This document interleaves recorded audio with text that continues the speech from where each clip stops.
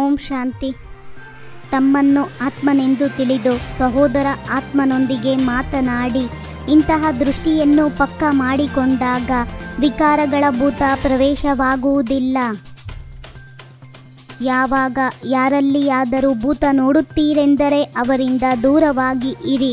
ಯಾರು ಈಶ್ವರಿಯ ನಿಯಮಗಳನ್ನು ಪಾಲನೆ ಮಾಡುತ್ತಾರೆ, ದೇಹಿ ಅಭಿಮಾನಿಯಾಗಿರುವ ಪುರುಷಾರ್ಥವನ್ನು ಮಾಡುತ್ತಾರೆಯೋ ಅವರು ಆಸ್ತಿಕರಾಗಿದ್ದಾರೆ. ಮತ್ತು ಯಾರು ಈಶ್ವರಿಯ ನಿಯಮಗಳಿಗೆ ವಿರುದ್ಧವಾಗಿ ವಿಕಾರಗಳಿಗೆ ವಶವಾಗಿ ಪರಸ್ಪರ ಒಡೆದಾಡುತ್ತಾ ಜಗಳವಾಡುತ್ತಿರುತ್ತಾರೆ ಅವರು ನಾಸ್ತಿಕರಾಗಿದ್ದಾರೆ. ಯಾರು ಈಶ್ವರಿಯ ನಿಯಮಗಳನ್ನು ಪಾಲನೆ ಮಾಡುತ್ತಾರೆ, ದೇಹಿ ಅಭಿಮಾನಿಯಾಗಿರುವ ಪುರುಷಾರ್ಥವನ್ನು ಮಾಡುತ್ತಾರೆಯೋ ಅವರು ಆಸ್ತಿಕರಾಗಿದ್ದಾರೆ. ಯಾರು ಈಶ್ವರಿಯ ನಿಯಮಗಳಿಗೆ ವಿರುದ್ಧವಾಗಿ ವಿಕಾರಿಗಳಿಗೆ ವಶವಾಗಿ ಪರಸ್ಪರ ಒಡೆದಾಡುತ್ತಾ ಜಗಳವಾಡುತ್ತಿರುತ್ತಾರೆ ಅವರು ನಾಸ್ತಿಕರಾಗಿದ್ದಾರೆ. ಆಸ್ತಿಕ ಮಕ್ಕಳು ದೇಹ ಸಹಿತ ದೇಹದ ಎಲ್ಲ ಸಂಬಂಧಗಳಿಂದ ಬುದ್ಧಿಯೋಗವನ್ನು ತೆಗೆದು ತಮ್ಮನ್ನು ಸಹೋದರ ಎಂದು ತಿಳಿಯುತ್ತಾರೆ. ನಾಸ್ತಿಕರು ದೇಹಾಭಿಮಾನದಲ್ಲಿರುತ್ತಾರೆ. ಮಕ್ಕಳೇ, ಬುದ್ಧಿಯಲ್ಲಿ ಸದಾ ಇದನ್ನು ನೆನಪಿಟ್ಟುಕೊಳ್ಳಿ. ಶಿವ ತಂದೆಯು ನಮ್ಮ ಸುಪ್ರೀಂ ತಂದೆಯೂ ಆಗಿದ್ದಾರೆ, ಸುಪ್ರೀಂ ಶಿಕ್ಷಕನೂ ಆಗಿದ್ದಾರೆ, ಸುಪ್ರೀಂ ಸದ್ಗುರುವೂ ಆಗಿದ್ದಾರೆ. ತಿಳಿಸುವ ಅಭ್ಯಾಸವಿದ್ದಾಗ ಸರಿಯಾಗಿ ತಿಳಿಸಿಕೊಡುತ್ತೀರಿ. ಇಲ್ಲವೆಂದರೆ ಆ ಸಮಯದಲ್ಲಿ ಎಲ್ಲವನ್ನೂ ಮರೆತು ಹೋಗುತ್ತೀರಿ. ತಮ್ಮನ್ನು ಆತ್ಮನೆಂದು ತಿಳಿದು ಅನ್ಯರನ್ನು ಆತ್ಮಿಕ ದೃಷ್ಟಿಯಿಂದ ನೋಡಿ. ರಾಜಧಾನಿಯ ಸ್ಥಾಪನೆಯಾಗುತ್ತದೆ. ಪ್ರಜೆಗಳಿಂದ ಹಿಡಿದು ರಾಜರವರೆಗೂ ಪದವಿಯನ್ನು ಪಡೆಯುತ್ತಾರೆ. ಪ್ರಜೆಗಳಿಂದ ರಾಜರಾಗುತ್ತಾರೆ. ರಾಜರು ಕೆಲವರಷ್ಟೇ ಆಗುತ್ತಾರೆ.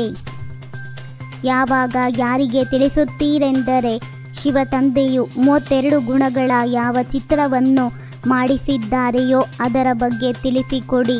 ಅದರಲ್ಲಿಯೂ ಸಹ ಬರೆಯಲ್ಪಟ್ಟಿದೆ, ಸುಪ್ರೀಂ ತಂದೆ, ಸುಪ್ರೀಂ ಶಿಕ್ಷಕ, ಸುಪ್ರೀಂ ಸದ್ಗುರುವಾಗಿದ್ದಾರೆ. ಮೊಟ್ಟ ಮೊದಲು ತಂದೆಯ ನಿಶ್ಚಯ ಮಾಡಿಸಬೇಕು. ನಮಗೆ ಪರಮಾತ್ಮ ತಂದೆಯು ಓದಿಸುತ್ತಿದ್ದಾರೆ. ಇದು ಯಾವುದೇ ಮನುಷ್ಯರ ಮತವಲ್ಲ, ಈಶ್ವರಿಯ ಮತವಾಗಿದೆ. ಮೊಟ್ಟ ಮೊದಲು ಶ್ರೀಮತದ ಮಾತನ್ನು ಬುದ್ಧಿಯಲ್ಲಿ ಕೂರಿಸಬೇಕು. ಆಗ ಮುಂದೆ ಅರ್ಥ ಮಾಡಿಕೊಳ್ಳುತ್ತಾರೆ. ಇಲ್ಲವೆಂದರೆ ಇದು ಮನುಷ್ಯರ ಮತವೆಂದು ತಿಳಿದುಕೊಳ್ಳುತ್ತಾರೆ. ನಿಮಗೆ ಮತ ಕೊಡುವವರು ಒಬ್ಬರೇ ಆಗಿದ್ದಾರೆ. ಅವರ ಶ್ರೀಮತದಂತೆ ನಿಯಮಪೂರ್ವಕವಾಗಿ ನಡೆಯಬೇಕು. ನಡೆಯುವುದು ಸಹ ಬಹಳ ಪರಿಶ್ರಮದ ಕೆಲಸವಾಗಿದೆ. ಒಂದು ವೇಳೆ ಈಶ್ವರಿಯ ನಿಯಮಗಳಿಗೆ ವಿರುದ್ಧವಾಗಿ ಮಾತನಾಡುತ್ತಾರೆಂದರೆ ಅವರನ್ನು ರಾವಣನ ಸಂಪ್ರದಾಯದವರೆಂದೇ ತಿಳಿಯಬೇಕು. ತಂದೆಯು ಇಲ್ಲವೆಂದರೆ ನಿಮಗೆ ಏನನ್ನೂ ಮಾಡಲು ಸಾಧ್ಯವಿಲ್ಲ. ನೀವೀಗ ನಯಾ ಪೈಸೆಗೂ ಬೆಲೆ ಇಲ್ಲದವರಿಂದ ಬಹಳ ಬೆಲೆಯುಳ್ಳವರಾಗುತ್ತಿದ್ದೀರಿ. ತಮ್ಮನ್ನು ಆತ್ಮನೆಂದು ತಿಳಿಯಿರಿ ಮತ್ತು ನೆನಪು ಮಾಡಿ. ಆಗ ಪತಿತ ಆತ್ಮವು ಪಾವನವಾಗಿ ಬಿಡುವುದು. ಆತ್ಮ ಅಭಿಮಾನಿ ಭವ. ಅನ್ಯರನ್ನು ಆತ್ಮನೆಂದು ತಿಳಿಯುವುದರಿಂದ ನಿಮಗೆ ಕುದೃಷ್ಟಿಯೂ ಬರುವುದಿಲ್ಲ. ಭಗವಾನುವಾಚ, ಯಾರೆಲ್ಲ ಸಹೋದರ ಆತ್ಮಗಳ ತಂದೆಯಾಗಿದ್ದಾರೆಯೋ ಅವರನ್ನು ಭಗವಂತನೆಂದು ಕರೆಯಲಾಗುತ್ತದೆ. ಮನುಷ್ಯರು ತಮ್ಮನ್ನು ಭಗವಂತನೆಂದು ಹೇಳಿಕೊಳ್ಳಲು ಸಾಧ್ಯವಿಲ್ಲ. ತಂದೆಯು ಮಕ್ಕಳಿಗೆ ಸನ್ಮುಖದಲ್ಲಿ ತಿಳಿಸುತ್ತಿದ್ದಾರೆ, ಮಕ್ಕಳೇ, ನೀವಾತ್ಮರು ಶರೀರದ ಮೂಲಕ 84 ಜನ್ಮಗಳ ಪಾತ್ರವನ್ನಭಿನಯಿಸುತ್ತೀರಿ. ಕೆಲವರದ್ದು 70-80 ಜನ್ಮಗಳು ಆಗಿರಬಹುದು. ಆದರೆ ಎಲ್ಲರೂ ಹೋಗಬೇಕಾಗಿದೆ. ಸ್ಥಿರವಾದ ಖುಷಿಯಲ್ಲಿರಲು ವಿದ್ಯೆಯ ಮೇಲೆ ಪೂರ್ಣ ಗಮನವನ್ನಿಡಬೇಕು.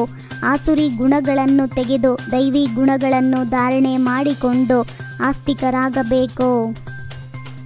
ಈಶ್ವರಿಯ ನಿಯಮಗಳಿಗೆ ವಿರುದ್ಧವಾದ ಯಾವುದೇ ಮಾತುಗಳನ್ನಾಡಬಾರದು.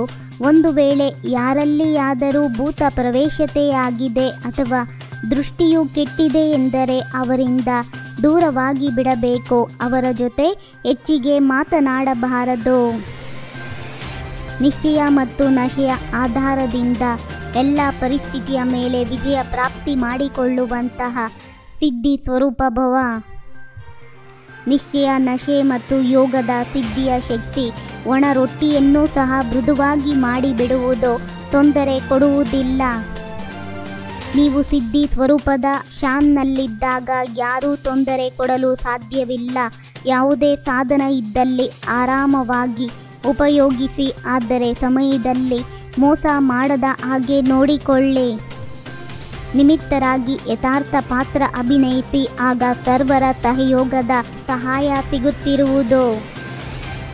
ಏಕಾಗ್ರತೆ ಅರ್ಥಾತ್ ಒಂದೇ ಸಂಕಲ್ಪದಲ್ಲಿ ಸ್ಥಿತರಾಗುವುದು, ಒಂದೇ ಲಗನ್ನಲ್ಲಿ ಮಗ್ನರಾಗುವುದು, ತಮ್ಮ ಶಾಂತ ಸ್ವರೂಪ ಸ್ಥಿತಿಯಲ್ಲಿ ಸ್ಥಿತರಾಗುವುದು. ಓಂ ಶಾಂತಿ. 21 ಜನ್ಮಗಳಿಗೆ 21 ಪರಮಾತ್ಮನ ಮಹಾವಾಕ್ಯವನ್ನು ಆಲಿಸಿ. ನಿಮ್ಮದೇ ಆದಂಥ ಈ ಚಾನಲಿಗೆ ಲೈಕ್ ಮಾಡಿ, ಶೇರ್ ಮಾಡಿ, ಸಬ್ಸ್ಕ್ರೈಬ್ ಆಗೋದನ್ನು ಖಂಡಿತ ಮರಿಬೇಡಿ. ಓಂ ಶಾಂತಿ.